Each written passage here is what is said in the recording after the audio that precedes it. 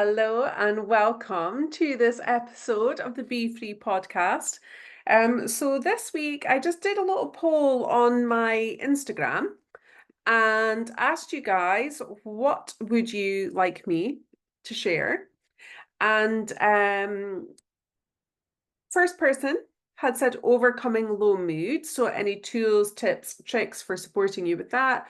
And then I've had another one come in after that, which is really about anxiety and stress. Now, I just saw that one just as I was away to record this. And what I would say is that actually there's quite a bit of crossover between the solutions to support depression and low mood and the solutions to support overcoming anxiety.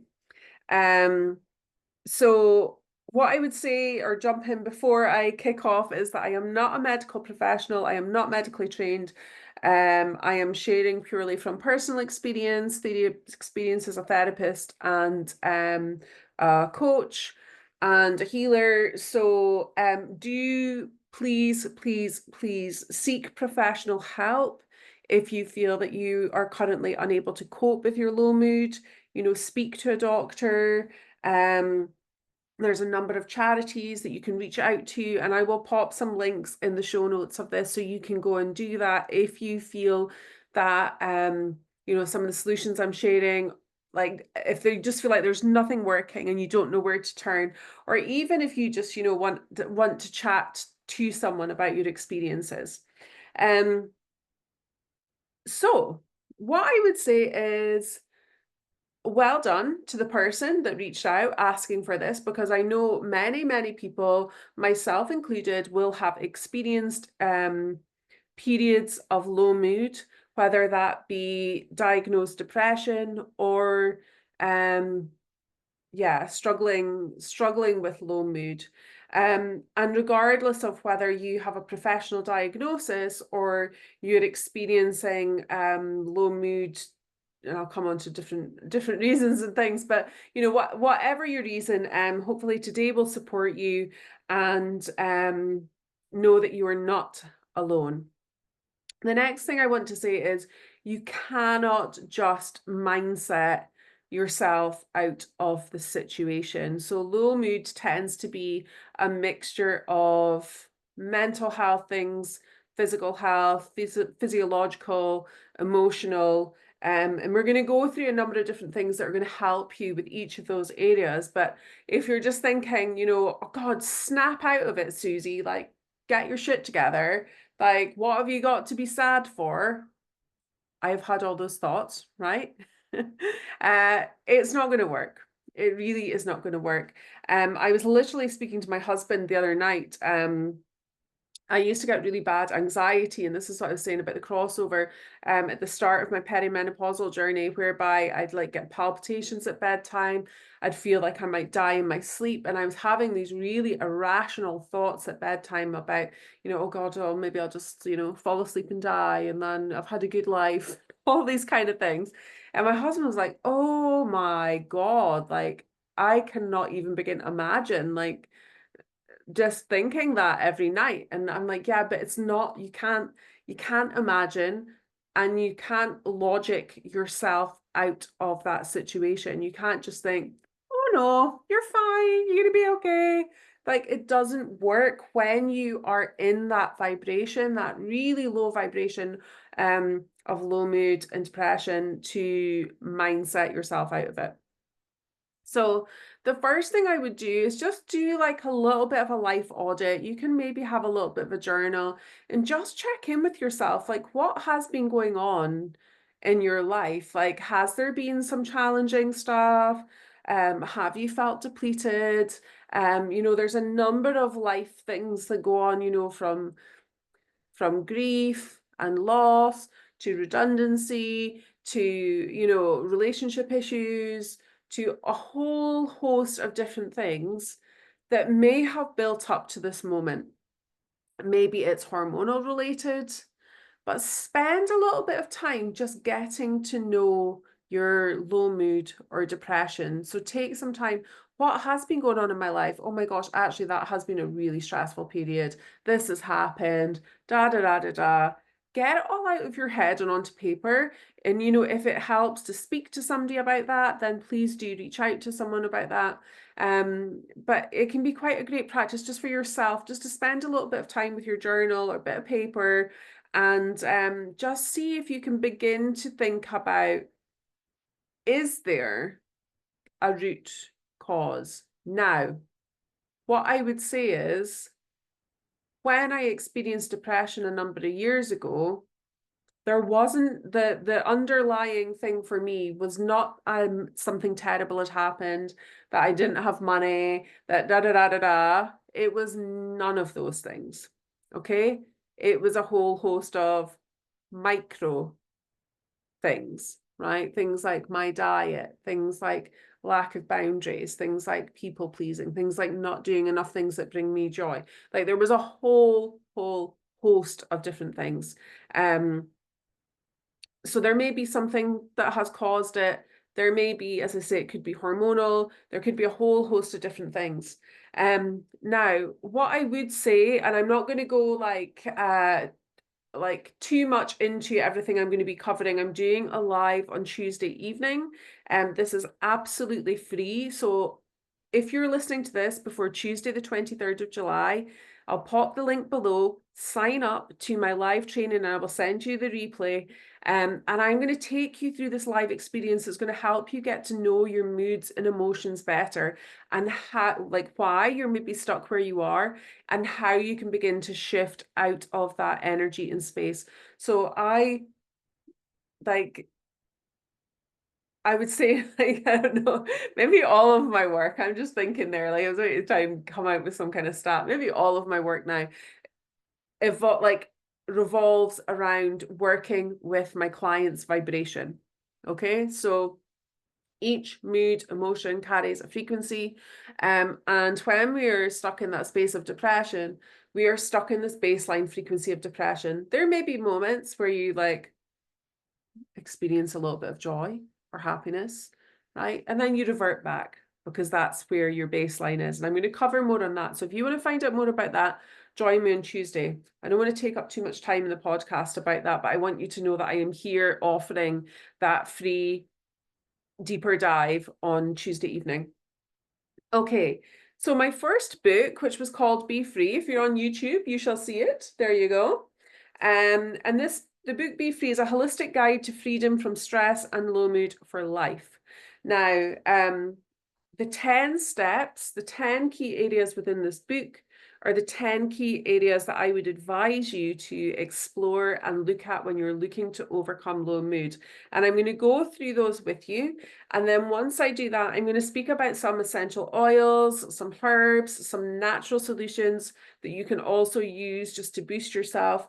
Again, when I come on to those, I would say, please, please, please do your research. You could work with a nutritionalist, a herbalist, a naturopath, a homeopath, like somebody that you trust, to ensure that there's no contraindications if you're already on existing medicine, etc., or any other health conditions, or, you know, things like that. So I love a bit of research. So I've done a lot of research over the years myself, having experienced anxiety and depression from when it kind of started at about age 15, and then throughout the years, and then 3 years ago when my perimenopause stuff hit and chronic illness hit, then I had a little bit of a reemergence of depression and anxiety, which was very unexpected, being an anxiety and depression coach at the time. So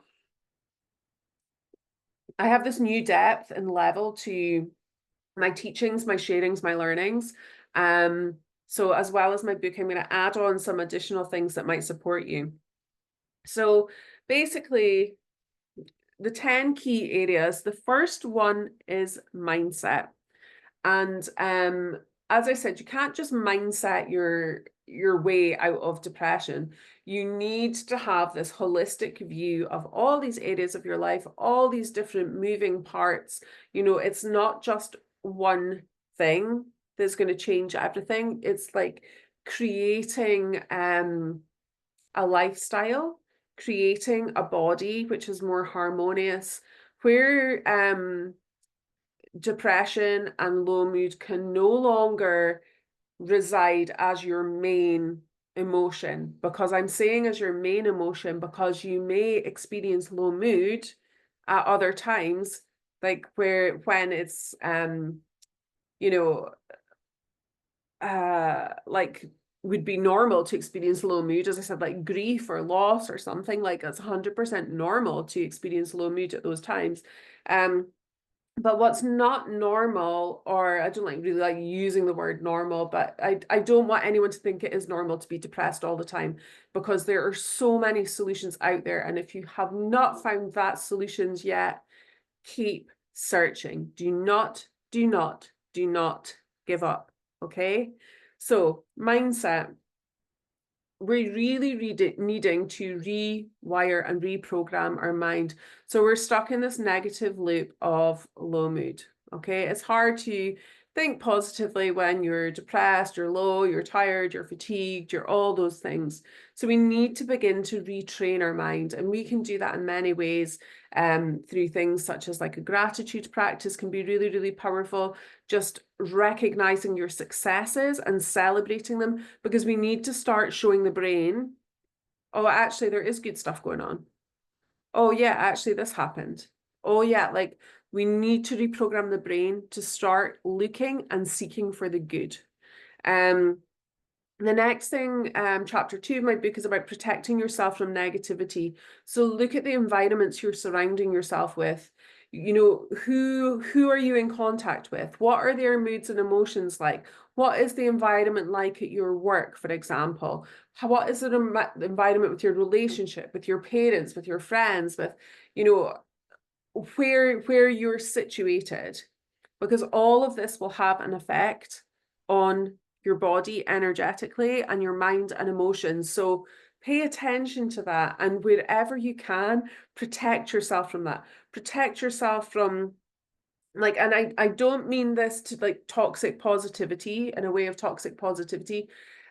Whilst you are experiencing depression or low mood, whatever, I'm just using depression as that term, you really do need to protect yourself from things out with your control. Now,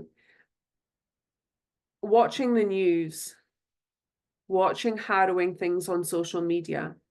Now, I am not condoning that we turn a blind eye to any of these situations, but whilst you are struggling with your own mental health, you need to be focusing on resolution in that area. Yes, there is opportunities where helping others will support our mental health and boost ourselves.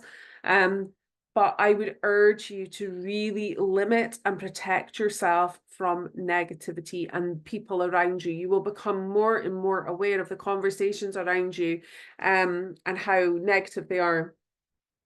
Then we move on to boundaries. So learning what feels good within your body and what doesn't. And I'll be sharing more on that on Tuesday as well. So thinking about your no's, what are you saying yes to currently that you should be saying no to? Yeah. So thinking about, okay, this doesn't feel right for me.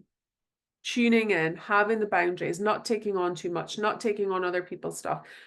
You know, the majority of clients I have worked with in, you know, the kind of 7 years of anxiety coaching and coaching people with low mood and stress and burnout, the majority of them are people pleasers. Okay, so I am calling whoever is listening, if you are the people pleaser, we need to relearn our no. And I share that in my book as well.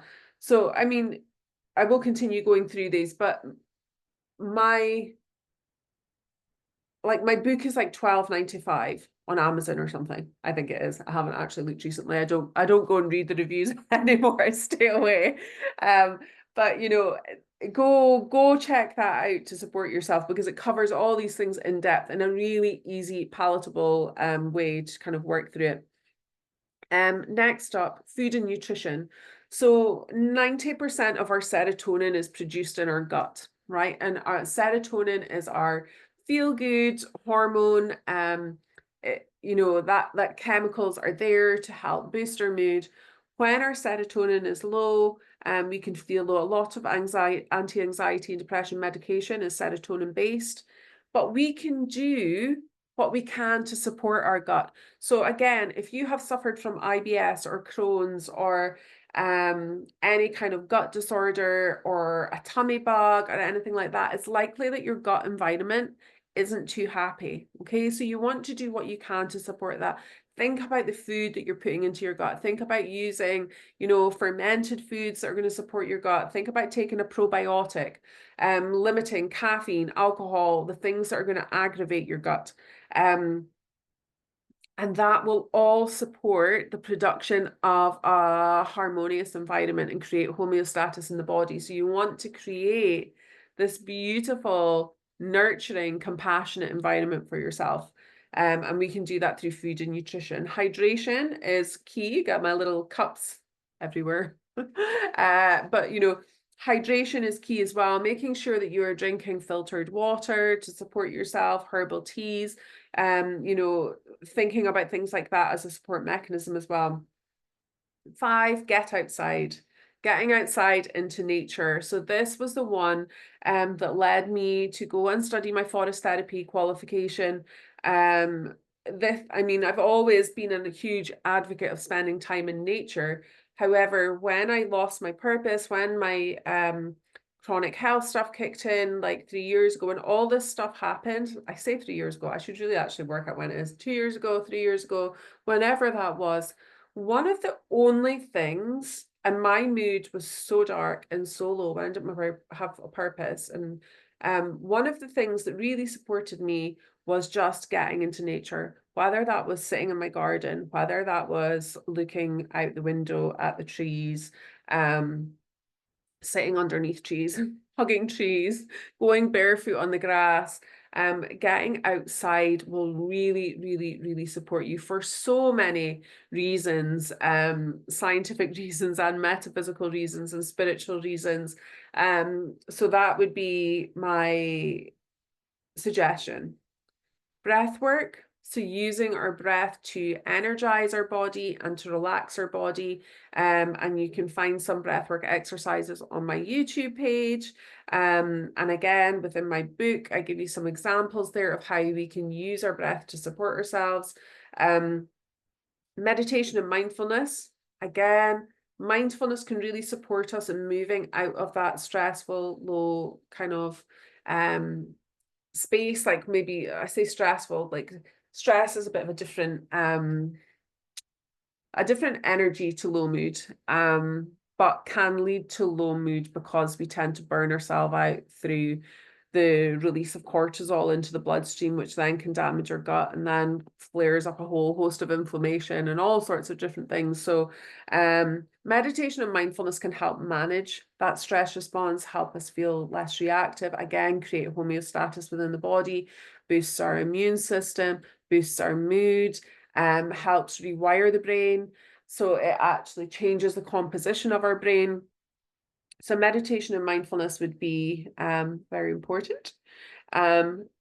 Move, stretch, play, I've got in my book. So when we are low, sometimes the last thing we want to do is to move. And maybe you have some physical ailments that prevent you from moving. So moving could be something as gentle as doing like some chair yoga. It could be, just, having a stretching your body in different ways. It's really important to move the body to shift the emotional stuff out and shift that stagnant energy out. If you can get outside and walking is a really powerful way to support us with shifting our mood and emotions. And again, gaining that outside benefits of being in nature. And self-care. So what are you doing for yourself right now? What rituals and routines are you using to support yourself? And I would say rituals and routines are the key words to what I've just said there. Having consistent practice will begin to compound and take effect. So it's not just like, oh, I'm going to have a bath tonight. Like, I have reminders on my phone of all the things that I do, my gratitude practice every day, my intention practice. I have a Epsom salt bath once a week. I have my sauna once a week. I do yoga every day, which is a lie. I don't do it every day, but I have the reminder to do it every day. This is a habit that I've fallen out of. But it's really, really beneficial and helpful for me. I meditate every day. Yeah, probably many times a day. I have, hydrate 2 liters of water every day. These are all these little reminders and rituals that I've put in place, because without those things, walking is another one, grounding is another one. Without those things, I know as I navigate this stage of my life, as I move through this period of coming through the other side, well, not quite through the other side, but I'll put that out to the universe, through the other side of this chronic illness, that I need to have these mechanisms in place to keep my mindset high. I was speaking to a friend yesterday, and I got quite upset when I was chatting to her about some of the challenges that I still face with regards to my independence and my health. And it just made me realize how all these other tools are supporting me in still living a life that I'm really, really loving, because I'm not focusing on all the things I can't do. But when I was speaking to her about the things I couldn't do, I got so upset. But my baseline emotion isn't there anymore. I'm not like that every day anymore. And that's how I was before. I felt so low and so sad that I felt like my independence had been taken away.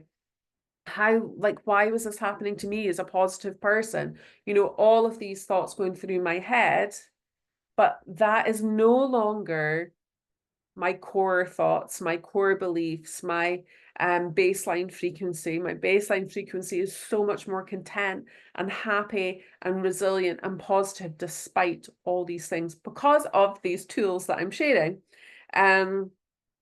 Next up is complementary medicine. So it's called Dare to be Different in my book, and I cover a number of different things there. So that kind of ties in nicely with some of the other things I want to speak to you about. So essential oils, some herbs. So starting with essential oils, and I've got like such a cool story to tell you about this. So wild orange, citrus oils, citrus oils are great for uplifting the mood and vibration, and they're relatively inexpensive. Again, go for quality.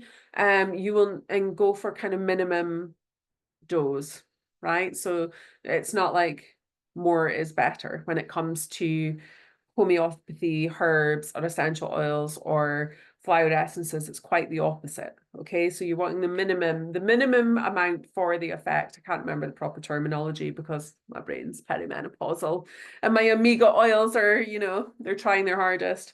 So wild orange essential oil, citrus oils, frankincense, bergamot, rosemary. And this is what I was going to tell you. I was at a talk recently at a National Trust property, and it was about 17th century herbs. And in the 17th century, they obviously didn't have access to doctors. A lot of the learnings that I have learned about essential oils have come from France, where the use of essential oils is very, very commonplace, even within medicinal fraternities. And so for some countries, this is just like the norm. And back in the 17th century in the UK, using plants was the norm because they didn't have access to doctors and things. So they would actually plant herb gardens that would contain these medicinal herbs, and this would be somebody's job to create these elixirs and potions to support. So the essential oil rosemary that I spoke about was a common herb that was grown to support melancholy. So in the 17th century, they would obviously call it melancholy, whereas now we would call that depression. And one of the other herbs that they would have used would be an apothecary rose to support the heart as well through sadness, grief, melancholy. Now, rose, as I navigate perimenopause, oh, I adore it. Like I cannot get enough of it. I've always put like rose incense on and like rose essential. Here you go, rose essential oil on my desk. I work a lot with the energy of the rose and the frequency of the rose, and also just to really support me as I navigate this period of transition and womanhood. So herbs have been used for hundreds of years, thousands of years. Like frankincense is mentioned in the Bible, right? Like frankincense is a beautiful, beautiful essential oil to support yourself with shifting your frequency from this low vibe energy. Herbs. Okay, so this is what I'm saying. Please, please, please do your own research with regards to these and whether this is the right route for you to go down. St. John's wort. Now, oh my goodness, like I believe, and I want to actually I'll look into this some more. I believe that you cannot take St. John's wort if you are on hormone replacement therapy, because I stopped taking St. John's wort for that reason.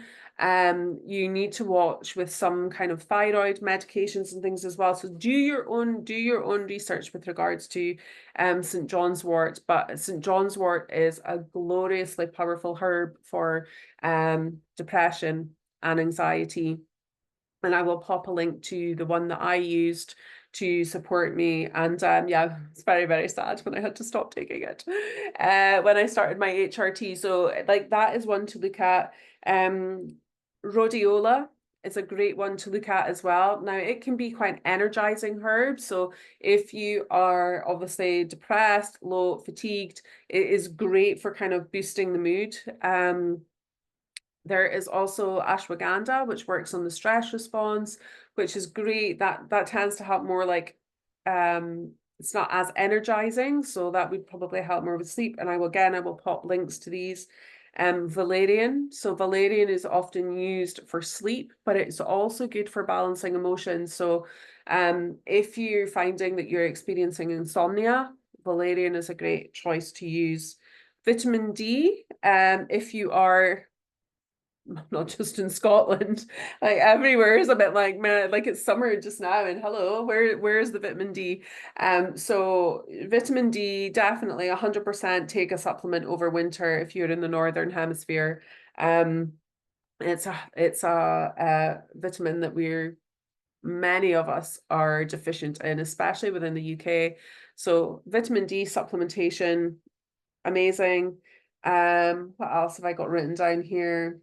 Yeah, speak to naturopath, herbalist, homeopath. Honor your hormonal cycles. Okay, so start tracking your low mood and see if it is cyclical. Okay, and then see if you can work with that to your benefit. So rather than just thinking, like, why am I like this? And da da da da da. And I was fine the other day. Why can't I just pick myself up? Begin to notice if there is a cycle or a trend or a pattern. And that can be really, really helpful in how you're going to approach your low mood as well. Energy clearing your house and yourself. So if you, depending how far you want to go here, 100% sage, cleanse, clear your house. Clear that negative energy. Get those windows open. Allow that fresh air in. Declutter the old. Get rid of the old. Bring in the new. If you are interested, I would suggest that you possibly, if you've been experiencing this low mood for a while, that you get your house doused, okay? And the person can come around and check your home and see what energies are going on in your home, and they can help shift that energy if there's something that isn't going to be beneficial to your health, right? So that is another thing that I have done in my homes to support myself. And clearing your own energetic body. So I mentioned, obviously, I take salt baths, I do grounding, I do meditations to support my energy clearing. I use essential oils to support my energy clearing. A little bit of selenite here on my desk, as you can see. Well, many, many crystals on my desk. So for cleansing your energy as well. So thinking about, we mentioned the people that you're around, who you're with, cleansing that and start afresh. Every single day is a fresh start. You have this opportunity to keep trying, right? And at the end of the day, I have a success journal, another little reminder on my phone. End of the day, I write down like what I've achieved that day.